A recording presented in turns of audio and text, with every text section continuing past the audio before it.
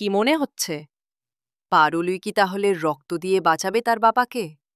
গুরুজি পারুলকে আসন্ন বিপদের কথা, তার জীবন বদলে যাওয়ার কথা বলে দিলেও ঠিক কী কারণে কি হতে চলেছে সেটা কিন্তু বলতে পারলেন না। তবে ক্ষণিক পরেই পারুলের সামনে এসে পড়ল শিরিনের বাবা থুরি নিজের বাবা, আর ভাগ্যের পরিহাসে এমনভাবেই সেটা সামনে এলো যেটা মোটেও ভালোভাবে না। তবে এর কারণেই যে পারুল আর নিজের বাবাকে ফিরে পেতে চলেছে সেটা বোধ হয় আর না বললেও চলে। আর হ্যাঁ, ঠাম্মি যখন গুরুজিকে জিজ্ঞাসা করল পারুল ও রায়ানের আদৌ মিল হবে কি না, তখন কিন্তু গুরুজি স্পষ্ট বলে দিল সেটি এই মুহূর্তে হচ্ছে না, তার জন্য অনেক পাঁপড় বেলতে হবে। সো এখন শুধু এটাই দেখার পারুল বুঝতে পারে কি করে যে শিরিনের বাবাই হচ্ছে তার নিজের বাবা।